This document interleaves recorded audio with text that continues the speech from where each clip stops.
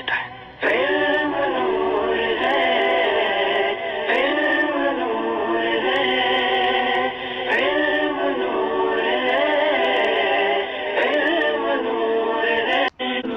نحمده ونصلي على حبيبه الكريم اما بعد فاعوذ بالله من الشیطان الرجیم بسم اللہ الرحمن الرحیم۔ آج ہم انشاءاللہ عز و جل مفسر کی شرائط پڑھیں گے کہ مفسر کے لیے کیا کیا شرائط ہیں۔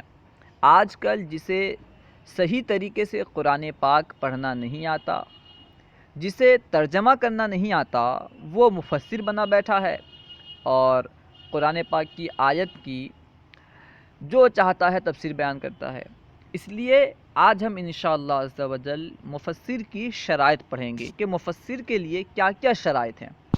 تو آئیے شروع کرتے ہیں۔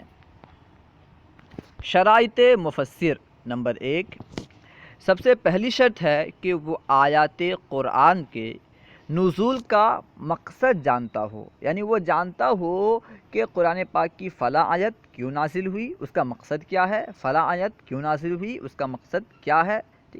قرآن پاک کے آیات کے نزول کا مقصد جانتا ہو، فلاں آیت کیوں نازل ہوئی، فلاں آیت کیوں نازل ہوئی، فلاں آیت کیوں نازل ہوئی، اس کا مقصد جانتا ہو۔ سب سے پہلی شرط ہے، اگر کوئی شخص قرآن پاک کے آیت کے نزول کا مقصد نہیں جانتا، وہ قطعاً مفسر نہیں ہو سکتا۔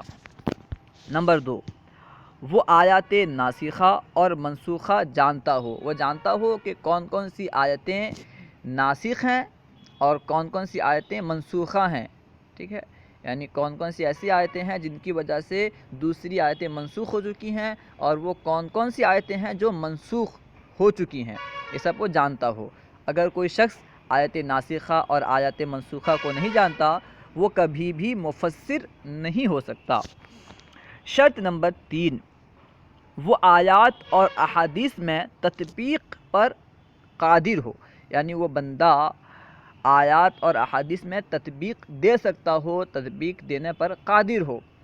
بظاہر ایسا لگتا ہے کہ بعض آیت کے مخالف ہیں، بعض آیت کے مخالف ہیں، بعض ایسی آیتیں ہیں جس سے ثابت ہوتا ہے کہ نبی کو علم غیب ہے، بعض ایسی آیتیں ہیں جس سے ثابت ہوتا ہے کہ نبی کو علم غیب نہیں ہے۔ تو وہ بندہ اس بات پر قادر ہو کہ دونوں طرح کی آیتوں کو تطبیق دے سکے، دونوں کو تطبیق دے کے صحیح مسئلہ کیا ہے اخذ کر سکے۔ اس طرح احادیث ایک دوسرے کے متضاد ہوتی ہیں، ایسا بظاہر لگتا ہے، حقیقتاً تو تضاد نہیں ہے۔ ہماری سمجھ میں بظاہر اگر کوئی دیکھے گا تو یہی بولے گا کہ تضاد ہے، تو وہ تطبیق دینا جانتا ہو، قرآن کی آیات اور احادیث میں تطبیق دینے پر قادر ہو۔ اگر کوئی بندہ تطبیق دینے پر قادر نہیں ہوگا، وہ کبھی بھی مفسر نہیں ہو سکتا۔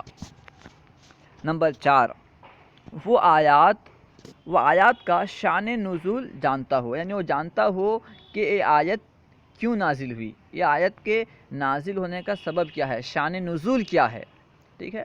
شان نزول یعنی کس واقعے کے تحت یہ آیت نازل ہوئی، اس آیت کا نزول کب ہوا، شان نزول جانتا ہو۔ اگر کوئی شان نزول نہیں جانتا ہے، وہ مفسر نہیں ہو سکتا۔ نمبر 5، وہ توجیحات آیت کے بیان پر قادر ہو، یعنی وہ آیت کی توجیحات پر قادر ہو، آیت کے توجیحات کو بیان کر سکتا ہو، ایک آیت کی کئی توجیح بیان کر سکتا ہو۔ اس کو بیان کر رہے ہیں کہ وہ توجیحات آیت کے بیان پر قادر ہو۔ اگر کوئی بندہ آیات کی توجیحات پر قادر نہ ہو، آیات کی توجیحات بیان نہ کر سکتا ہو، تو وہ مفسر نہیں ہو سکتا۔